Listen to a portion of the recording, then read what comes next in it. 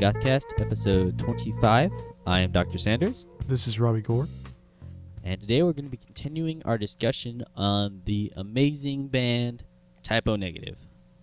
Yeah, so this will be on the second half of the band's career and pretty much closing in on the rest of their material, at least probably what we'll talk about on the podcast. Yeah, unless there's something else that comes up after this, it'll probably just be a new segment or something else thrown in there.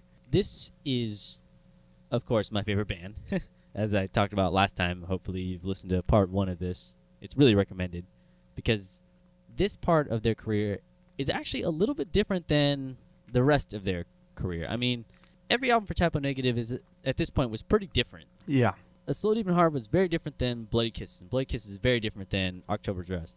And I feel like these albums are a little bit more similar than those albums were. I would agree with that. I feel like by the time they got into October Rust, they kind of solidified a sound that they would more or less keep. And of course, it would change as these albums came out, and they would experiment with things. But, well, with the exception of one album on here, I'll say that they pretty much kind of stuck to their formula. Yeah, I think that they really kind of solidified the way that they would sound in this era. I mean, by October Rust, I think that they had done a lot of experimenting. There's a lot more variations between those albums and then these last few ones that we have here. And just in terms of the way that they structure songs and write songs, like kind of riffs and the way that they mix them all together, this is where I really feel you kind of got that chunky kind of sound that they are kind of known for. It's hard to explain unless you've heard these albums, but especially with World Coming Down, the first album that we're going to talk about, I feel like they really got that sort of melody versus kind of aggression sort of like balance that they would kind of continue on for the next few releases. But we'll talk about all that and the differences between what they were doing before that. So yeah, let's just get right into it. Let's just start off with World Coming Down. All right. And so World Coming Down was released in September 21st of 1999. This would be their fifth album. Yes. So this one is a very, I'll just say it's a really sad album. I mean, it's a very melancholy. Exactly the word I was going to use. Ooh, I beat you to it. It's a very melancholy album. Now, this was just a very, very hard time for Peter Steele at this time. He apparently had a lot of family members die, and he was, I think, starting to do a lot of cocaine at this time. I think I haven't read the book. Apparently, there's the book that's out with it, and of course, it's been refuted by some of the band members as far as its legitimacy. But I would like to read it just to see if it kind of has a kind of timeline of when maybe some of the drug use and some of the hard times that were around this time, started happening. Yeah. But around this time, it was just starting to be a really hard time for Peter Steele, and apparently the band had maybe some cracks showing. You also got to remember that October Rust was not as big of a success as Bloody Kisses was, and not saying that it didn't do well. The album did well, but it didn't do as well as Bloody Kisses. And the band largely blamed that on the record company choosing to promote the album kind of differently than they had wanted. Yeah. So they chose, My Girlfriend's Girlfriend to be like the leading single off it, and really nothing else on that album sounds like that song. Yeah. And I think by the time that they had done Love You to Death and tried promoting everything, it didn't quite have the staying power that it would have if maybe that single was released first or, tackled in a different way. I would definitely agree with that. And so with World Coming Down, they yet again go in a different direction. For October Rust, it's a very, I hate this word because everyone will use it to describe October Rust, but I'm going to use it. It fits. It's a very lush sound. There's a lot of uses of acoustic guitars and a lot of really interesting melodies and just a lot of kind of soundscape things kind of added in there. Yeah. And with this album, they kind of refine it a little bit. It's a little less saturated this time. It's more riff-based, and even the soundscape tracks are kind of separated on their own things, and it's a really similar sound, but I think that this is where the kind of aggression comes back a little bit. Maybe it's from the fact that, October Rust kind of was mentioned in pretty much every single review that it wasn't as hard as Bloody Kisses. Yeah, October Rust is not a very aggressive album. It's a very emotional album, and it definitely has heaviness to it, but it's not aggressive in the same way that some of these songs on this album are going to be. And really, even on the next album as well, I think you see a lot more aggression present in their songwriting material. But this album, I feel like, really does a good job of balancing kind of maybe like these down-tempo, melancholy songs with these, more aggressive and, enraged songs that have, like chunking guitars and just, it feels like there's a nice balance here. I would definitely agree with that. With this one, it actually does kind of have almost like a concept album kind of feel. You do have the joke intro again, where it's supposed to sound like the CD is skipping. Yeah. And then if you had the cassette, it actually would sound like the tape is getting jammed in there. Yep. And the track is called Skip It. Yeah. So you have songs that deal with cocaine addiction, like white slavery. You have a lot of the things like the soundscape things like sinus, lung, liver. Yeah. Like they're all supposed to be references to, like sinus is a reference to cocaine use, Yep. like dying from cocaine use. Liver is obviously, alcohol use. Yeah, and lung is from like smoking too much. Yep. So there's definitely some really, really dark things. And unlike their other material, which, yes, it is very dark, it's very spooky, it's about death, this was much more realistic of a kind of discussion about death. Yep. While the other ones are like, she's dead and I love her, loving you was like loving all those kind of lyrics. Mm-hmm. With this one, you have a really, really dark, kind of realistic thing to it where, like, yeah, these things will kill you and these people I loved are dead and I miss them. Yep. So yeah, that's why I think this album is really dark, is because unlike their other ones, it took a much more realistic approach to that.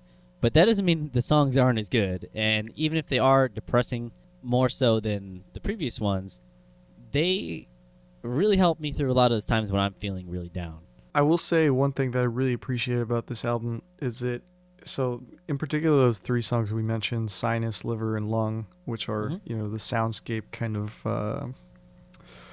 concept songs for this album, is how well they fit in with the album's material, because the band would do things, throughout their albums where they kind of include random things into their albums. Like Machine Screw or yeah. like that. But this is the first time I felt like where they did it in a very cohesive, deliberate way that fit specifically with the songs that came before and after them, and really kind of helped move the album forward. And it was really interesting to see them use those songs in that way when they're dealing with such dark material and such realistic material, because you literally hear people crying during I think it's Liver, it's either Liver or Lung, and as someone's like coding in the hospital, and it's such a dark thing, but it blends beautifully with the music that's going on behind it and as it transitions into the next track. And I really thought that was a cool idea for them to do that on this album. Yeah, I really think that was a good decision, especially with this one. It just makes the album feel a lot deeper, and especially more so than I think pretty much any of their albums. I think this one feels more real than the other ones, if that's even something I could say. I hate that word, but that's just how it feels. It feels like these lyrics are really coming from a really dark, deep place. Yeah, I would agree. But on to the actual songs that we love or may not like, but I pretty much like all these songs. But just starting off, like White Slavery, great opener song. Oh, I completely agree. Awesome. It's got that classic Peter Steele vocal to it. Yeah. It's got a great sound to it. This is actually really where I think, at least Peter Steele's, it seemed like he's more confident as a singer at this point. Yeah. Because I especially know that around the Blood Kisses era, like he wasn't quite as comfortable with his voice at the time. And apparently even during October Rust, he was still kind of trying to work with it, Yeah. in different ways. I feel like by this album, he was really confident because he does a lot of different things, and just in the delivery in his voice, it feels like he's not holding back at all. And White Slavery is a great example of that. Yeah, no, I would definitely agree. As soon as I heard the vocal track for White Slavery, I immediately thought, like, this is classic Peter Steele, but it sounds like there's no hesitation anymore. Because on a lot of those earlier albums, we get that classic bellowing sound out of Peter Steele, but it still kind of felt like he wasn't sure whether that was the right sound for him or whether he could pull that off. It kind of the same way you might see someone sing, on stage if they weren't used to it or used to the sound of their voice. And by this point, it really feels like he's used to the sound of his voice. He knows what works and what doesn't, and he's very comfortable with every part of his register that he uses on this album. Yeah, so that's just one thing I love about this. As far as the mixing and sound of these songs go, I'm gonna say this before we start talking about some of the other songs because it's pretty similar between all songs. Yeah, I think this album slightly is a little bit of a victim of the time. Yeah, and I would definitely agree with that. Yeah, it does have that kind of loudness war sort of thing going on with the mixing. And it does work with Typo Negative better than some bands because they are kind of very kind of in your face, very pushed forward type of instruments. Yeah. Especially with this album where it's more riff based as opposed to something like October Rust. Yeah. But you definitely have those issues with this album. And one of the biggest examples I want to point out is Everything Dies, where the slower parts, the more kind of low register, more melodic parts that don't have, big drums and guitars going and everything. Yep. It's extremely quiet compared to when it actually gets heavy. And, the I eat Spider-Man. That's not the lyric, but that's what everyone always thinks it sounds like. Yep. But with that song, it goes from this very, very quiet to it's extremely loud to kind of quiet to very, very loud. And I think that the mixing was maybe a little bit off on songs like that. It could have been done a little bit differently to make it a little less jarring. Yeah, I could see that. I didn't particularly like Everything Dies on this album, and there wasn't anything that I could specifically pinpoint, and maybe it was the mixing. It just felt like they didn't capture the cohesive energy of the band and the song, and that very well could have been a attribute of misuse of mixing for that particular song. I will say in general, I don't like the way the drums are mixed on this album. Yeah, this was apparently the first one where they started using like a drum machine or kind of electronic drums. Yeah, but it's as far as I know, apparent kind of electronic As far sound. as I know, and don't quote me on this, as far as I know, it's Johnny Kelly playing an electronic set and then them using some drum sequencing with that. Mm-hmm. That's as far as I know, because I think Johnny Kelly said in an interview that he was still playing the sets. Yeah. But, yeah, the drums on this are, I think, a real step back. And that's not saying that the playing is necessarily bad, but it's very basic, and the drum sound... That's what bothers me the most is the sound of the drums. They just feel like they're lacking depth. Yeah, it feels very computer-y. Yeah. Not in a Moby way. You know what I mean? Moby, Yeah. Anybody? No? Okay. Well, not in a dubstep or EDM way, but it's just has lacking this kind of the acoustics or any kind of feeling in it. It's just really hard to explain. I mean, most of the emotion in this album comes from the guitar and bass combination, that kind. Because with this album especially, the guitar and the bass really follow the same lines. Yeah. And it really has this meshing of the two instruments together, along with Peter Steele's voice. Definitely agree with that. Yeah, it's very apparent that the guitars and the bass are very much playing the exact same parts, because it almost has that feeling of when you play a guitar with a harmonizer pedal and it's got the octave down setting, with it as well, where you get both of them happening at the same time.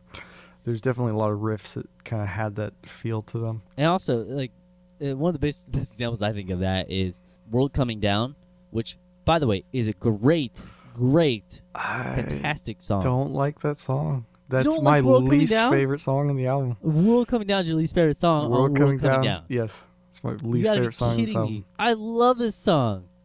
It's just kind of droning to me. I didn't really... What? Yeah. Can't believe you'd say that.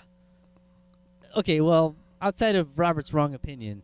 I think the vocals on that song, don't really capture Peter Steele's classic sound. I think the song is so perfect. She thinks I'm Iron Man, that I can't feel pain, just the agony in his voice, and the I'm not saying just the love it. lyrics aren't good or that the band wasn't good. I Uh-huh. just really didn't like the vocal take for that song. It was distracting me the whole time. I can't believe that. What do you think of Everyone I Love Is Dead? I think that is a great song. And it's funny because I don't really like that song. Man, I can't believe we're disagreeing on this. But yeah, Everyone I Love Is Dead is okay, but I never liked the chorus. Like, I never have. Everyone I love is dead. Yeah, but I mean, they always kind of did that stuff on a lot of their I albums. know they do a lot of that stuff, but this is an example where I didn't really feel like it worked with this song. I mean, I disagree, but, whatever. Man. What do you think of Creepy Green Light? Great song. Yeah, it's a great song. The bass intro is, like, perfect. That whole song is perfect. Well, yes, but just like the opening of that song, with just the bass is so great. As soon as all the band like slams in and the keys spread out throughout the track, right? Just got this perfect aesthetic to it. That just I love that song. Pretty Blaze and Hallows Eve, I think they're really good. They are kind of a callback to their earlier stuff. Like, it's a little more spooky, Yeah. kind of sounding. But I seriously think that the strongest tracks on this are Creepy Green Light, White Slavery, and, for my opinion, World Coming Down. I know that you don't like World Coming Down, because you revealed your true colors to me just now. Yeah, whatever. I will definitely agree with you on White Slavery. It's one of my favorite songs. Creepy Green Light is maybe my favorite song on the album. I really like Who Will Save the Sane. I thought the Rhodes intro for that was really cool. It's okay. And I like Day Tripper a lot. I like Day Tripper too. It's like such a, people don't think that Typo Negative is largely influenced by the Beatles, but actually that was one of Peter Steele's favorite bands was the Beatles. Yep. And that's also why Bloody Kisses kind of has that sort of like psychedelia sort of sound to it. He's very into Paul McCartney specifically. Yeah. And this is why Day Tripper's on this. It's actually a really, really good medley of songs, and I think it works really well. It's kind of, I'll be honest, it's a little weird on the album, but I think that's why they put it at the end. No, I agree, but I'm really glad that it's on an album. Oh yeah, me too. Absolutely. I think it's a really good song. I think it's a great medley, and I think it's done in perfect Typo Negative style and does enough tribute to the original song that you recognize it, but isn't so different that I would just say, why don't they write their own song? That's a good thing about Typo Negative. Yep, they always do covers well. And if you ever want to hear a really good one too that I don't think is on any album, they did a cover of Light My Fire. Yep. It's so awesome. I love it. It's a great track. I'll agree with you with All Hallows Eve that it's not a bad song, but I felt like it was a little, I don't know, a little bland. Pirate Blaze was, again, for me, like, there was parts of it that I thought were cool, but I didn't really like the verse of it. Like, it was a little too poppy for me. It's just that those songs just aren't the strongest on the album. Yeah. It's obvious, like, that they're just not as memorable as the other ones. And it pains me to say it because it's Typo Negative, but yeah, as far as Typo Negative songs go, those ones are just regular amazing and not the most amazing. Yeah, I just don't like World Coming Down for some reason. I can't believe that. I pretty much like everything else on the album. I think Pirate Blaze is, could be better. That All Hallows Eve could be a little better. They're not amazing. But World Coming Down really, for some reason, bothered me. I can't believe that. I love that song so much. Hey, that's fine. I mean, you're welcome to like it. Yeah, I know. Well, as far as what I think of this album in terms of, accessibility to people, if you're starting with Typo Negative, I would not go for this album. Yeah. I think that's because this one is a much darker album. And I don't mean spooky, ghost, stuff. I mean, this is a really kind of depressing album. And it isn't the most accessible album. Yeah, there are catchy melodies and things like that, which and I feel like they really were starting to hone it at this point to like figure out like what melodies were the best for their type of music. Yeah. I think White Slavery is a perfect example of that. And yeah, those are great, but this album is pretty dense, and by that I mean they don't hold back in terms of like adding in a lot of parts to every song. A lot of these songs run well over 4 to 5 minutes. And adding all of those parts and kind of making the songs longer and adding more and more pieces, it works for them. Yeah. But somebody who's coming from October Rust, which was a very streamlined Typo Negative album for the most part, for a lot of the songs, This is completely different than that. It has a very aggressive sound when they're doing the electric heavy parts and very low melodic parts. There's not as many of them. They're done really well, but this is just a whole different beast. It's very, similar because it's typo negative, but it's a whole different animal. I would definitely agree with that. I would say that if I was going to introduce someone to typo negative, I would probably tell them to start with, something like October Rust or Bloody Kisses. And then if they wanted to go for something that's reminiscent of their earlier material or stuff that would be pre-typo negative, then I'd say listen to Slow, Deep, and Hard. And then I would say that if you really want to get into them, like really exploring the depths of what they could do, then maybe listen to this album. But yeah, I pretty much agree with you on that. So that's World Coming Down. I do recommend it because it's typo negative. I think it's a good album, but it's a little different than pretty much anything else we're going to see. So, Yep. This is going to be the recent interesting goth stuff for this episode. Is it recent or random? I thought it was recent. I don't know. Well, I guess it could be random, but whatever. This is going to be this segment. And we have a pretty weird one for today. And I know we cover a lot of Dracula, a lot of like literary things for some reason. We seem to be running across things like that. But we have yet another Dracula story. And this is, again, a really strange one. So the last time I think we talked about Dracula was when we discussed the original copy of the book going for a few $1,000s. Yep. But this one is even more crazy. And I'm telling you, this is an investment. You should really listen to me, Robert, because you make more money than I do. That's actually true. So this is pretty crazy. So basically the castle that inspired Bram Stoker to write about Dracula, where Dracula's residence and, the spookiness and everything like that. Yep. So Vlad's residence, so Vlad the Impaler. Mm-hmm. The man who would be fictionalized. Yeah, so his castle's up for sale. Yes. So now, if you so choose, you can live in the house that was inhabited by the man who inspired the story of Dracula. Yep. It's pretty crazy. So the house has been in disrepair for quite a while. It gets a lot of tourists. And keep in mind, this is in the Romanian countryside, and it's been around for so many years. And it's kind of fallen into disrepair because of all the tourism. They haven't really kept it going as well as they would have liked to. The current residents. And it's a very interesting story because, you think a lot of people would be jumping on here to buy Vlad's castle. I mean, that'd be really cool. The castle that inspired Dracula. Yeah. But they're actually not really kind of moving forward with it at this moment, as far as I know. And it's kind of strange. Apparently the current residents are people who are related to Vlad. They kind of kept it in the family, or like a Romanian royal family. So what you're telling me is it's inhabited by vampires. Yeah, basically. But apparently they're getting old enough to where they're like, okay, they want to They want to move the harem to a new facility. Yeah, exactly. They just got to keep going. The fog can't stay around all the time, and current change, so they need to go somewhere with less sun. But it's a pretty interesting story because apparently the initial asking price was around $66 million, what they wanted for it. Uh-huh. Or that was kind of the estimate of what I think they were asking for it. But even though this is like the top Romanian tourist attraction, it brings in the most tourism out of anything that's in Romania, apparently. Yeah, what else is there in Romania? Yeah. The Romanian government didn't want to buy the castle for themselves. Yeah. Isn't that crazy? Isn't he hated by Romania?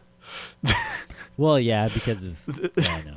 But there's all these different things you can do. Like there's all these different tours and all stuff. Like there's all this I'm little aware vampire. that monetarily it makes sense for them to buy it, but it'd kind of be like if Hitler's hideout was for sale and Germany decided to buy it. Okay, I can see that relation. I mean, it's obviously not that extreme, but yeah, I get it though. I mean, I get where the comparison's coming from, But yeah, I don't think it's that severe, especially since this was so long ago, and it's kind of, I guess it's kind of like, yeah, I guess it kind of is like a serial killer's home, you know. Yeah. But if you look at it that way, but so it's a very beautiful property. It is kind of crumbling a little bit. If you see it, it just looks like it needs some TLC, honestly.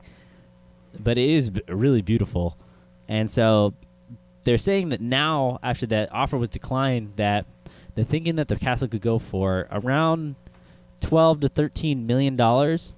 And wow, it dropped a lot, didn't they? I know, right? But what they're trying to do is get somebody in there who will actually repair it, and that is, I think, what will be the most expensive thing. So what you're saying is that we should offer them $2,000 in exchange for us repairing it. Yes, that's exactly what I meant. Think about it. We would have the best goth podcast ever if we could record in Vlad Tempest's castle. I mean, as long as you don't like get possessed by him or anything. I mean, I can't say that I won't or I won't try to get possessed by Vlad, but I'm just saying that we need to have separate rooms. You need to lock your door at night. Okay? We each need to have our own coffins with our own locks. Dude, that'd be so cool. But yeah, I think this is a very interesting story. It's such a weird one because it's like, hey, you basically want to buy Dracula's castle? Like, yep.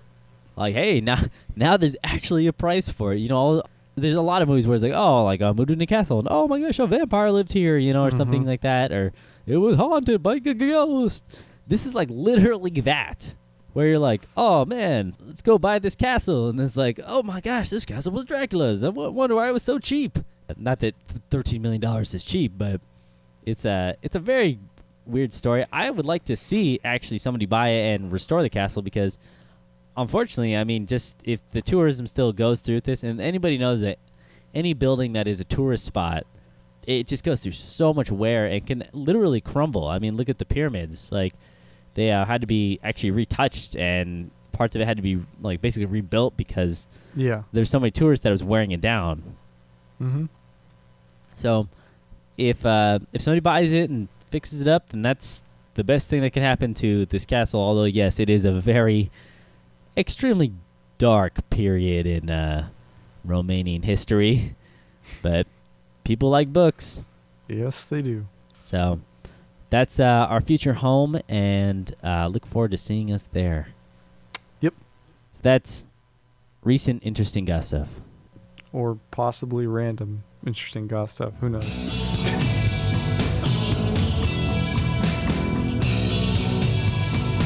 Okay, now we're going to be talking about Life is Killing Me. Yep. Now, this album is, again, pretty amazing. That's just step one negative.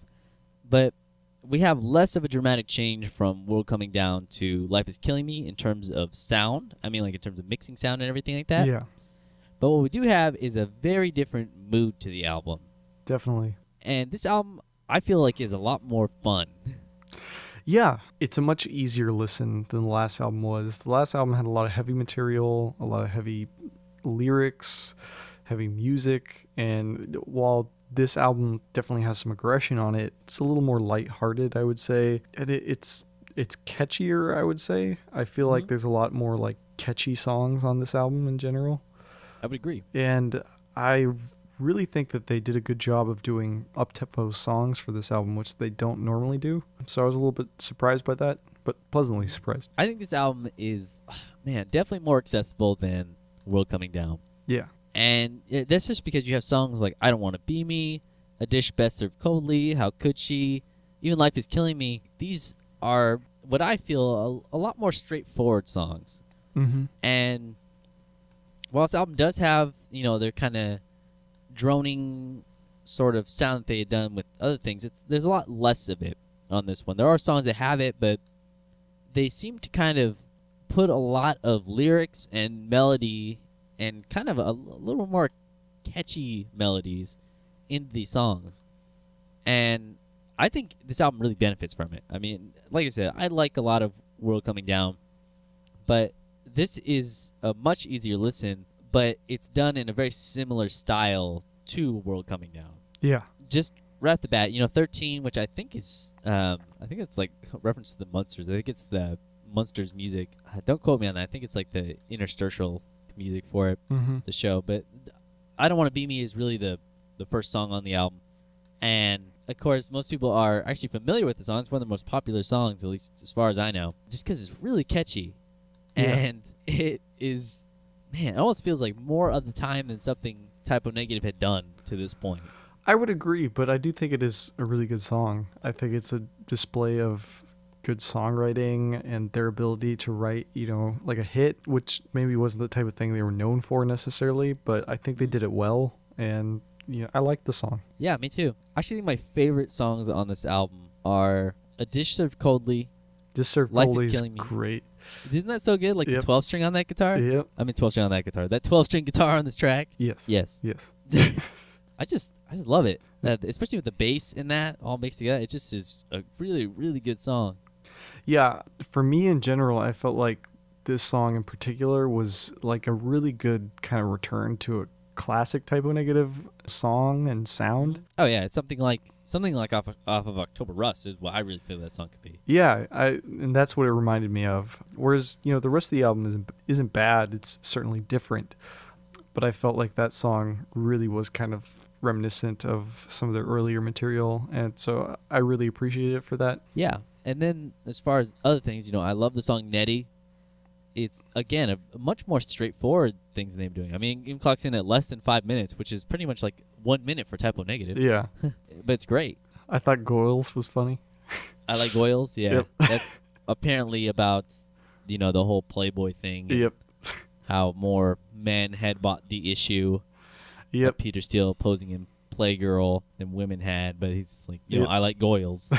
So I like the organ on that track. It gives it this really cool kind of like 60s kind of Munsters-y kind of sound to it. probably my favorite song on the album is actually We Were Electrocute. It's a good song. I just really like that song, and again, a bit more straightforward than most of the stuff that they've been doing up to this point, but for me it just really works. I mean, I just really like the structure of the song and kind of how Peter Steele's vocals mix with everything.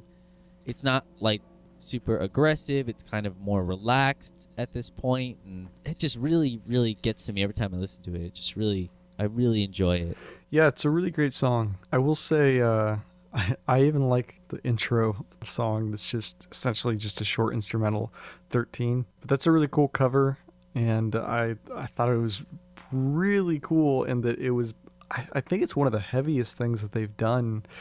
Maybe not in terms of like speed or like a fast-paced song, but it really had just this sludgy kind of sound, and I could see where people would call their music doom metal, particularly for that track, because it really does remind me of like almost Sabbathy kind of like down-tuned, just sludgy, fuzzy guitar and bass, just kind of droning together. This is definitely, actually, these group albums that we're talking about, from World Coming Down to Dead Again, I actually really feel that a lot of those influences, like the Sabbath kind of influences and the guitar especially, Yep. and of course like the Beatles influence, really come out on these albums more than the original ones. Even the song World Coming Down sounds a lot like Black Sabbath. I mean, let's be honest, the middle part of it. Yeah, definitely. And this album, too, kind of has some of those riffs that are very similar. Yep. They definitely do their own thing. I mean, I'm going to, it's okay, because Typo Negative do a lot of different stuff, and I think it's one of those bands who altered enough to where, they can kind of get away with it. I would agree with that. I don't feel like Typo Negative really ever is guilty of sounding too much like any band in particular. No. Yeah. I don't think so. They definitely always sound like Typo Negative. What do you think of the song Anesthesia? I don't know. I'm kind of in between on that one. It's not like my favorite song on the album, but I don't dislike it either. Yeah, I would agree with that. I think that it's funny because the song's like 7 minutes long almost. Yeah. I actually think that like the second half of it Yep. is better than the first half of it. Yeah. I definitely agree with that part. And that's why it was a standout track for me, is because I couldn't listen to it the whole way through and be excited about the entire song. Yeah. I will also say I didn't really like Less Than Zero that much. I knew you were going to say that. Yeah. Weird. Yeah. Creepy. I do like Drunk Comparison, The Dream Is Dead. Of course, the Drunk Comparison is like a instrumental type of thing. Yeah. No, that's a really cool song. Yeah, but for whatever reason, Less Than Zero and the song comes after it, Todd's Ship Gods, I think probably are my least favorite songs in the album. I kind of have to agree with that, unfortunately. This album, it just seemed to have a lot more material that is accessible to a wider audience, Yeah. but still aggressive. I mean, that's the difference between this album and, say, like October Rust, Mm-hmm. where October Rust was, maybe a little bit softer, maybe a little more of a lush, layered sound. This album is basically the same kind of thing, but it's much more aggressive. It's more accessible, but it's still really aggressive. And like I said, it seems like they were having a lot more fun with this album, and that's what I think is kind of important. Yeah. No, I definitely agree with that. It just sounds like the band, put out an album that they really wanted to, and it definitely shows. And I enjoy listening to this album. It's a good, easy listen. You can just throw it on, have fun listening to the whole album. There's nothing on here that is crazy bad, but then again, it's typo negative, so. Yeah, I know. It's amazing. In terms of mixing, I just want to cover this briefly. I do think this album is mixed a lot better than World Coming Down. And that's mostly because, it just doesn't have that, like, extremely quiet, ridiculously loud sort of thing going on with this. But it does have a very similar mixing style to World Coming Down in that, yeah, the riffs of the bass and the guitar really blend together again. And I think that that's something that really worked with typo negative sound at this point. Yeah. I really, really do. And I know some people will disagree with me and say, oh, it's better when they were kind of doing different things, whatever. I think this works so much better for the sound. It sounds so unique to have that sort of really thick kind of bass distorted sound or, kind of chorusy sound along with the either distorted guitar or the 12-string guitar. Like, it just really works.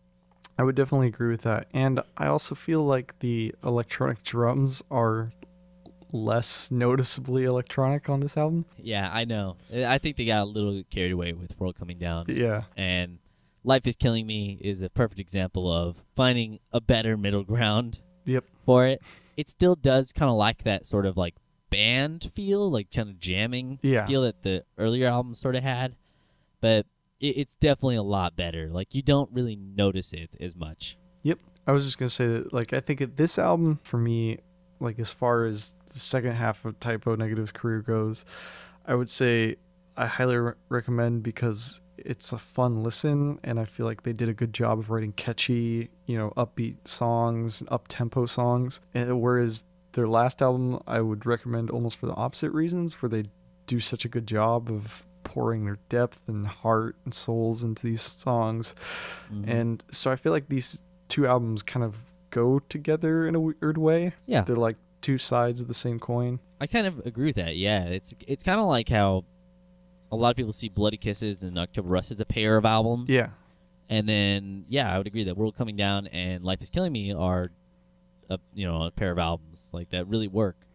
And you could even say that, the Slow Deep and Hard and The Origin of the Feces are a pair of albums, but of course they have a lot of overlapping songs, so it doesn't really count.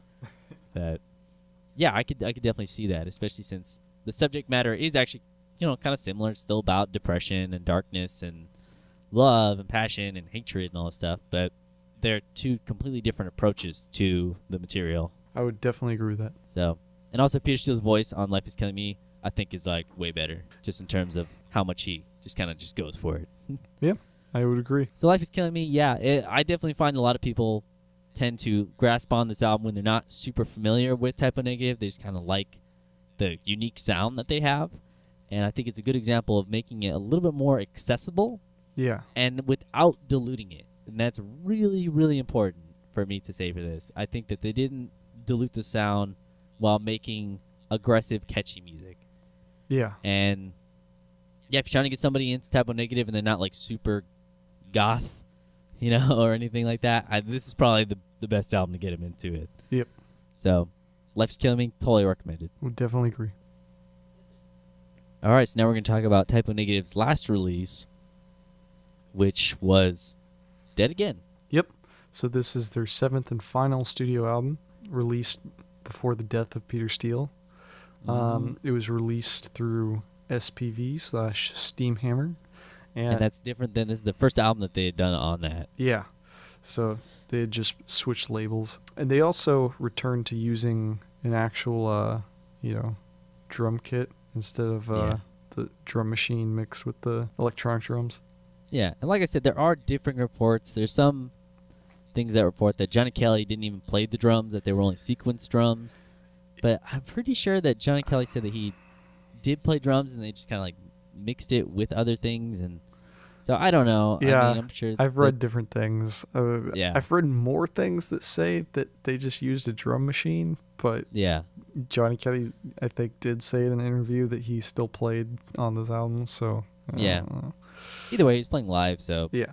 for this album, yeah, it was Typo Negative's last album. It was, I think it was their highest charting album, and actually got like super good reviews when it came out. In fact, I remember when this album came out, going down to the Best Buy, because that was when CDs were still popular, and when albums came out, you get them for like a discounted price. Yep. For like the first like day or something. Yep. So I went down there, and I was like the only one who went down there and bought this album. And I was like, yes, I want this. And when I bought it at Best Buy, it comes with a bonus disc. Yeah, bonus disc. Yeah. And it has like the live tracks from the Sympathy for the Devil. Yep. So it's our Symphony of the Devil. Sorry, it's not Sympathy. I always, because it's supposed to be a parody of that. It was pretty cool because I didn't actually have that DVD at the time. Mm-hmm. And we're going to talk more about that. But yeah, it was pretty interesting. There was also a special edition bonus DVD for this album that had... Well, yeah, if you buy the Valentine's Day version, Yeah.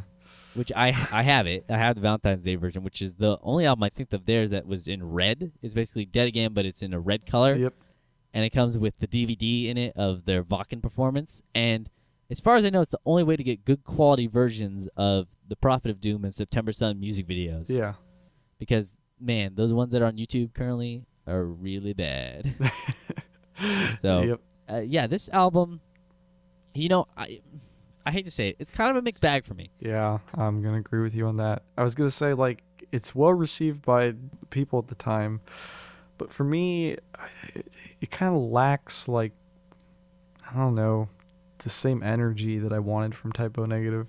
Yeah, and I've given this album a lot of listens. Even at the time, I was kind of thrown off by the sound of this album. And it's...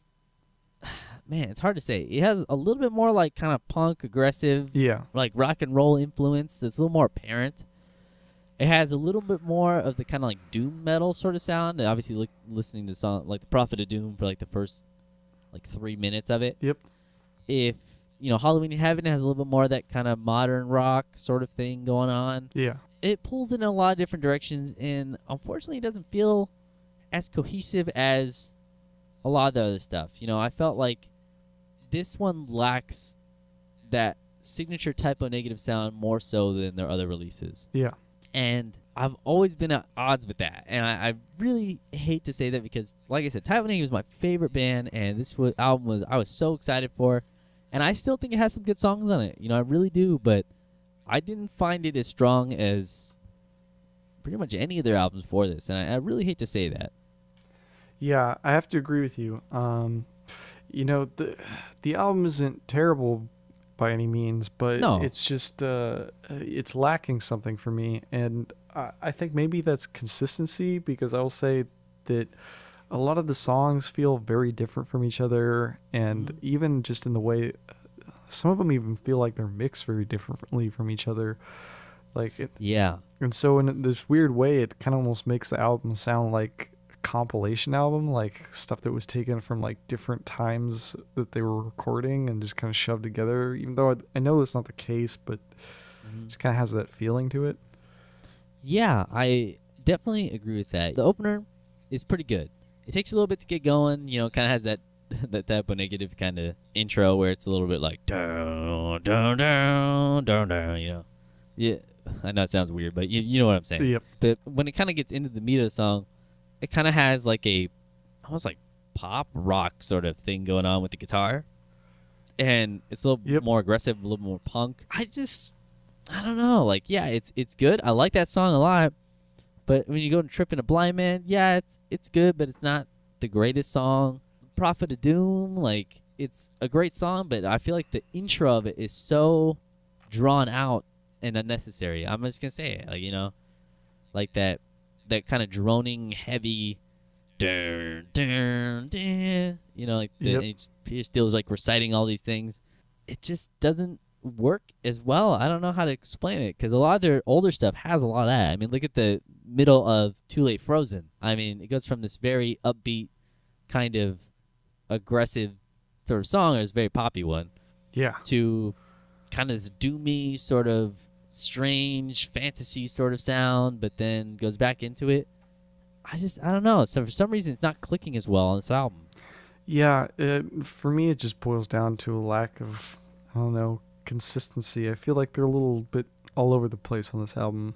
And I know that Peter Steele was, I would say probably kind of handicapped by all the stuff that he had gone through with his health, having to quit cocaine and he'd been in alcohol jail at this point. Yeah, and he's on antipsychotic drugs, which were affecting his health as well. So I feel like a lot of those things were really slowing him down. And he's even talked about those things affecting his ability to, write and changing the way that he writes. So I could definitely see how those things would affect this album. Unfortunately, I feel like they maybe affected this one a little bit too much. Yeah, I really agree with that. Even his voice, and this kind of is chalking it up to mixing. Yep. I feel like this is probably the worst mixed album of Typo Negative. Yes, by far.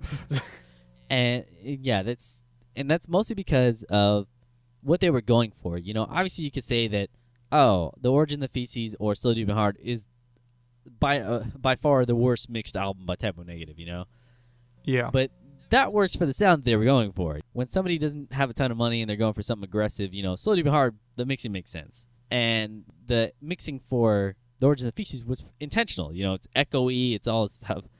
For this one, I still feel like they were trying to go for that sound of, like, Life is Killing Me. Yeah. But it's way too soft. Definitely.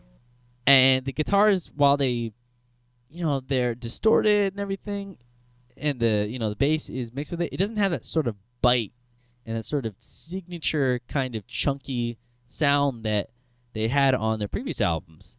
Mm-hmm. And it just really, I think, hurts it. Dead Again Again is a perfect example of that. It doesn't have that sort of in-your-face aggression that you get from their previous albums, and the heavy parts of, like, Life is Killing Me, even Halloween in Heaven, and a lot of these things. It just doesn't have that sort of thing. Yeah, I would definitely agree that it just kind of feels like the magic for this band is missing on this album. Yeah. I will say, like, the parts that are good, like, I really like the song Prophet of Doom, but I don't like the intro to it. But I do like the whole, my soul's on fire and all that stuff. In fact, I feel like the vocal, like, melodies in this are really good, even if Peter Steele's delivery isn't quite what it was on the previous albums, and that's really weird to say. His voice sounds a little different. And that's why I say, like, it sounds like his health is starting to deteriorate on this album. It still seems like, they're writing decent songs, and that this album probably could have been recorded and mixed and mastered differently that maybe would have made it better. But I just don't think that Peter Steele could deliver for this album. I think he was in pretty bad shape, and that's evidenced by the fact that he would soon die after. Yeah. I don't know. If you want my recommendations for songs to listen to on this album, like I said, it's probably my least favorite album from my favorite band. So I still do recommend it, of course, but not as highly as the other ones. But if you want to know my favorite songs, I like the song Dead Again, Prophet of Doom, September Sun. Halloween in Heaven is pretty good. I know a lot of people are fans of that one. Yeah, I like that one a lot. And my other favorite song is Hail and Farewell to Britain, which I really like the whole beginning part of that. It's a cool one. But the other stuff, I just am not a big fan of. She Burned Me Down, Some Super Tomorrow, and Oh Locksmiths. Like, even these three things, which I know a lot of people I like that song a lot. Yeah, I was going to say, a lot of people are a fan of these three things. And there's some good parts in it, but as a whole, it's not my favorite. No, I can get that. Yeah, it just was a very, I don't know, like, I'm bummed about this album. Like, I gotta say, I really am a fan of Typo Negative, and this just wasn't exactly what I wanted, and I don't hear a lot of people talk about this album anymore. And I think it's for, no, I wouldn't say for good reason, but I think that there's a lot they could have done different with this one, and they just didn't have the ability. Yeah, no, I would agree with that. In the end, I guess we won't really ever know, because there isn't, at least to date, a fully licensed and, approved Peter Steele biography. Very, very interesting. Man, it sounds so negative. Like I said, typo negative. It sounds very typo negative. But the problem is that I don't think it feels quite as typo negative. Yeah. But I guess they are typo negative, so it sounds 100% typo negative. That makes sense. But listen for yourself and kind of judge. I've heard people who really like the stuff on here, but I just wasn't one of them. Yeah. I like the few songs I like, and unlike the other ones, I kind of find myself skipping around a little bit more. But for a last album, it could have been way worse. No, I definitely agree with that. I know you like Slow, Deep, and Hard a lot, and so yeah, dude. For me, I think that album and this album are my least recommended albums for them in particular. Whereas, I don't know, I really like everything else, and I don't necessarily dislike this album or Slow, Deep, and Hard. I really dislike the mixing on Slow, Deep, or Hard. But this album is just a little lackluster for me. I wouldn't recommend it as highly as their other albums. Yeah, I guess I would just recommend that people give it a listen and form their own opinions about it. Yeah. So, that's that again. Yep. All right, so now we're going to talk about some of the other things that were released by Typo Negative, and we're going to talk about the 2 official video releases by them. Yeah. So the first one is After Dark, which was released on VHS and DVD because it was currently when those 2 formats were fighting for their place in history. Yep. So this is a pretty interesting video, and this was one I was on the lookout for quite a while because I just couldn't seem to find it anywhere. This is back before, Amazon was really a place to go or anything. You kind of had to go on eBay if you wanted to find anything. And I really recommend the DVD version of this because the commentary for it is hilarious. All the band does is bust on each other the entire time, make fun of each other. But even without that, this movie is actually pretty hilarious. It has a lot of kind of things of the band talking about their lives, and they have this whole thing with Johnny Kelly, and he's talking about his cars and country music and stuff. Yeah. And every time it shows him talking about it, they put in this banjo music. And it's so funny. Every time they do Johnny Kelly, it's always just Yep. Yeah, there's a lot of funny stuff, a lot of the backstage antics, and kind of there's this whole big food fight thing with Pantera on it. Yeah. Because they toured together and they were really good friends with Dimebag and stuff. Yep. And I think they're throwing toilet paper and all stuff, and then Peter Steele starts sweeping up the floor, and yeah, he comes out on stage, he sweeps up the floor in the middle of the show.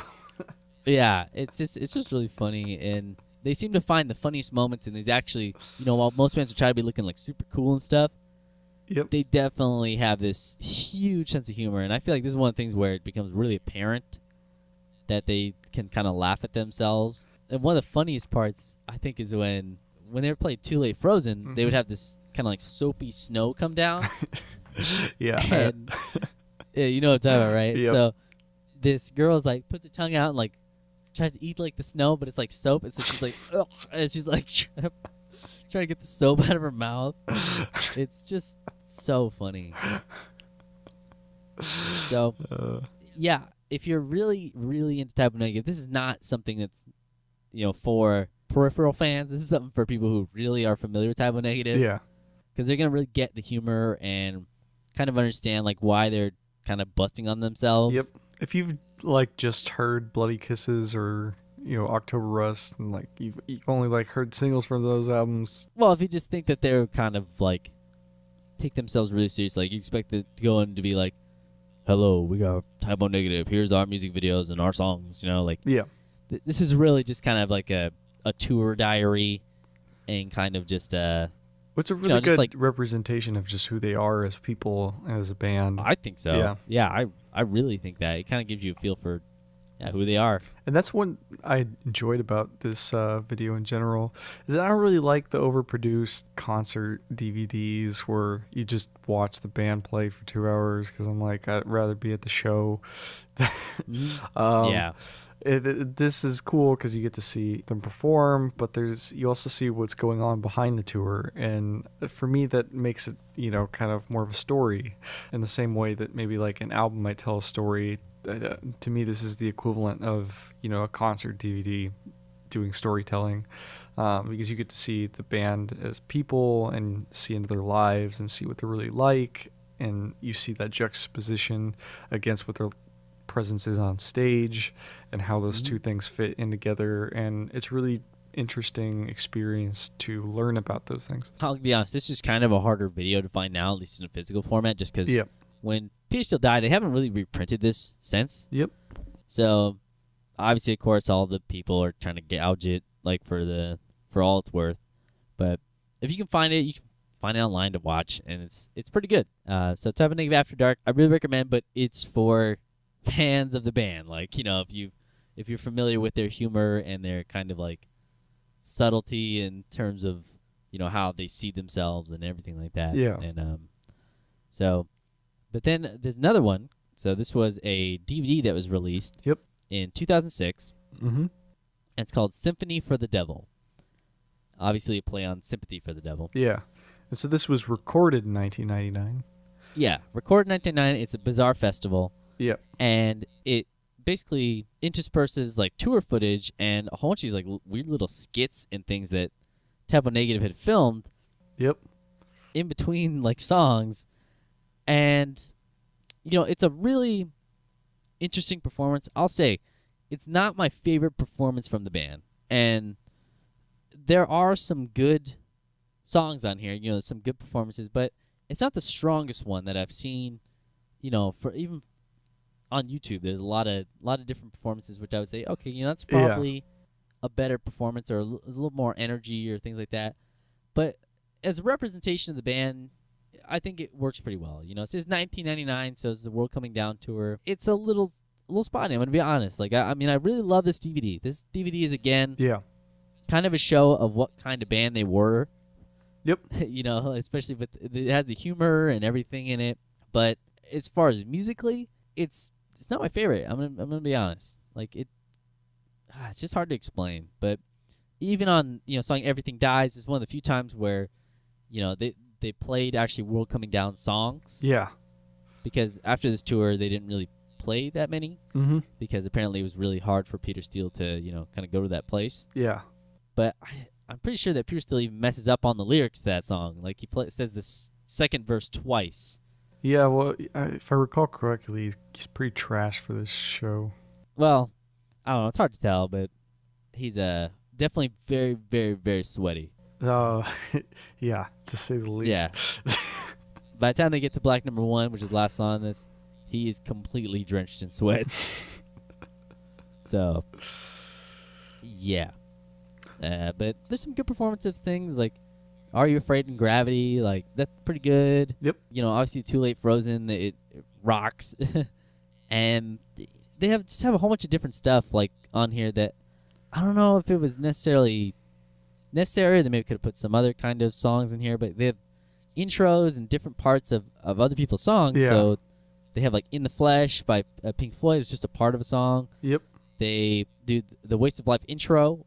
They do Cornucopia intro. That's a Black Sabbath cover. Yep. They do Cinnamon Girl by Neil Young. Yeah, they also do the actual Black Sabbath intro. Yep. It's just, I don't know, like they could have slimmed down a little bit set list. And of course, I don't think this was necessarily a performance that they expected to be a DVD in 1999. And so I can't really say like, oh, it should have been produced better. But they, as far as I can tell, they just bought the master tape of this performance and then put onto a DVD after they kind of edited it down. Yeah. So for what I read, the band basically just bought it because they felt like there hadn't been any better TV releases of their shows to date, so they were just like, well, we'll just buy it and put it out. Yeah, I just think it could have been better in terms of maybe a different set list or some different songs, because there's a lot of different songs from Type of Negative that work better live, Yeah. and like there's just a lot of their kind of chugging, grinding stuff on here. And while that is definitely a part of their history, and a lot of that stuff, is from a lot of kind of sound is from Slow Deep and Hard, which I love. Yep.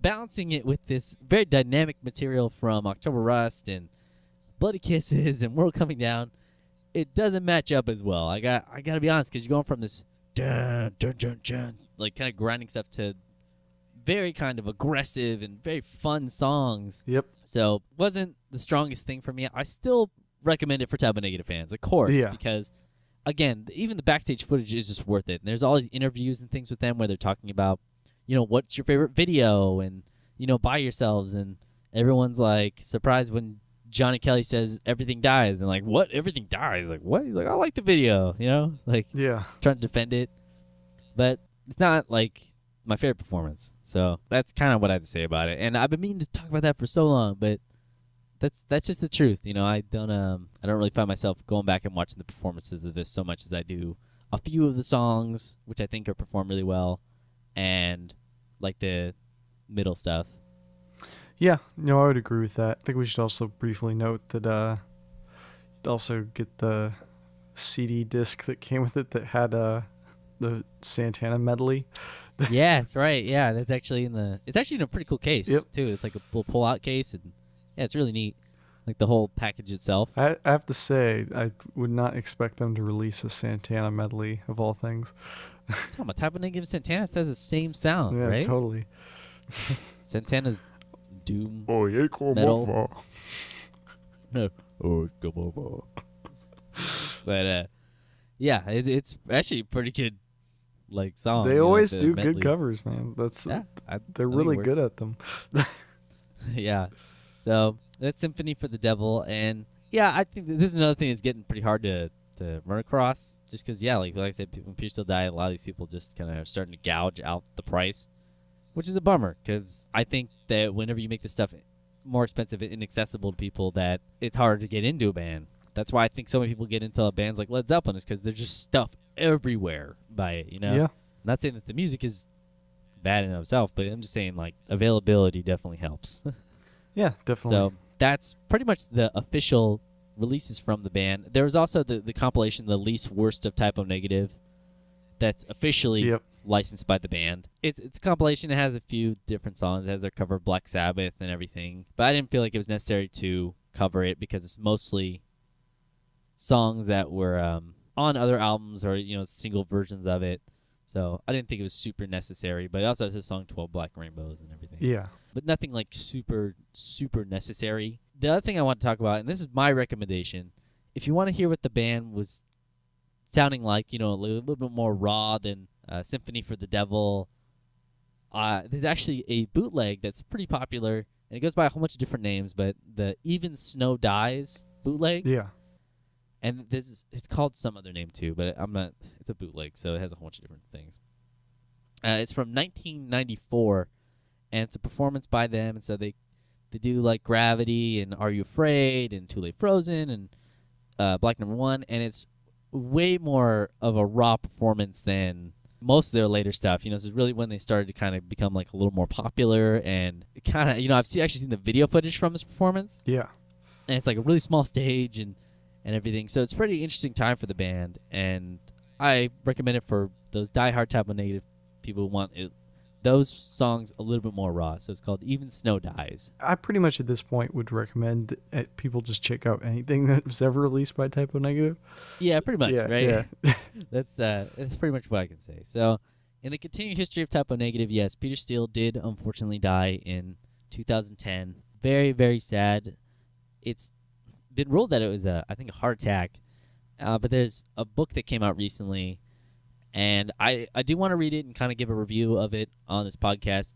There is a lot of controversy surrounding that book, though, and that's one of the reasons which I haven't kind of made an effort to go out and read it yet, and that's because the band has kind of disavowed certain facts in this book and have kind of silenced themselves from being part of it. And Type O Negative is a very specific kind of band. I feel like it would be really hard to get a story straight with that particular band Yeah. if you're not talking to those guys, because it's pretty much one of the biggest cult bands, for that genre, and who could have been involved with them any more than them, Yeah. Led Zeppelin or something like that. You could probably write a whole book on like AC/DC or any of those bands based on just talking to people who have been involved on the crew and everything like that. Mm-hmm. But I feel like Type O Negative would be really hard because, there's a lot of stuff that went down with that band. Yeah.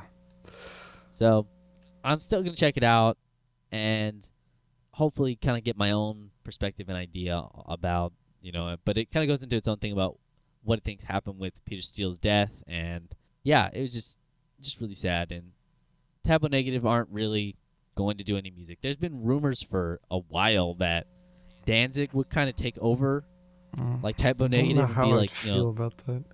Yeah, that they would kind of make some more music like that. The rest of the guys would get together and make the music, and Danzig would sing it. Yeah. My opinion's been asked about that, and yeah, because Type O Negative is my favorite band, and I would actually like to see that. And I know that that's probably a pipe dream, but I think that would actually be pretty cool, just because I want to hear those guys make new music. Johnny Kelly, Kenny Hickey, and Josh Silver. I really want to hear them make new music. I'd like to see them work on new stuff, but honestly, like, I don't feel like anybody can do Peter Steele justice, so I'd rather them not just go under the name Type O Negative. That's one of the problems, right? And it's just hard because Kenny Hickey and Johnny Kelly have played in Danzig's band, and I don't think Kenny Hickey plays in the band anymore. I think he's played guitarist, but Johnny Kelly, he is the drummer for Danzig, and he's been the drummer for Danzig for pretty much since Type O Negative ended, and actually a little bit before. He toured with them in between that time. Yeah. Josh Silver has become an ambulance driver, Mm-hmm. so he doesn't play keyboards anymore, as far as I know, in any band, and he doesn't play music. That may be an update to that, but that's last I heard, that's what he was doing. Kenny Hickey had done the band Seventh Void, but there hasn't been much activity with that band. Another band that is similar to it, and this is weird, is that Sal Abrascato, who was the drummer for Type O Negative, for every album up to Bloody Kisses. Yeah. He formed his own band, after leaving Type O Negative. Mm-hmm.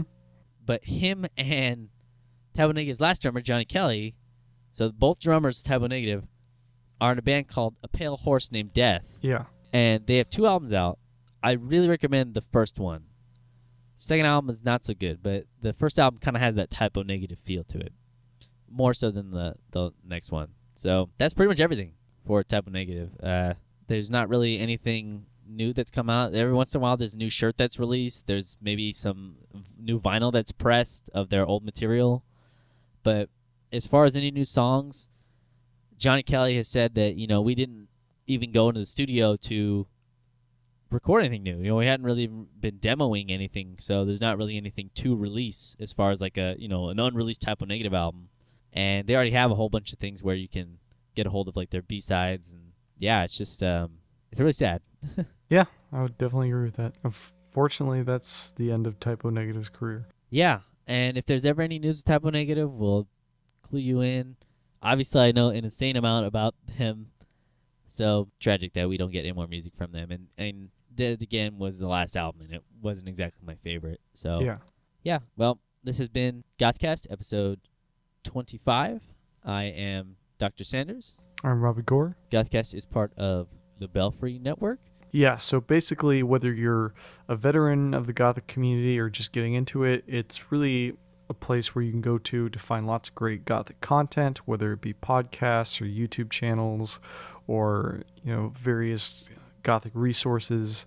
The Belfry is put together, a place on the internet where someone can find what they need to know about Gothic subculture, whether that be music or fashion or lifestyle. All these things you can find there, and so it's really a great resource and would definitely recommend it. And then lastly, we have our social media plugs, which we always do. And so we have a Facebook, which is just GothCast. We have an Instagram, it's again just GothCast. We have a YouTube channel, which is GothCast space video, and we have a website, which is gothcastradio.com. No www, because why would we do that? And we have a email, which is gothcastradio@gmail.com. And of course, you can reach us at any of these mediums if you have any requests or comments. We're always happy to respond. So feel free to reach out. It would be great if you guys subscribed, either via iTunes or any other podcatcher type application. And if you guys wanted to leave a review on iTunes, that'd be cool too. Yeah. So we hope you've enjoyed this episode, and stay spooky.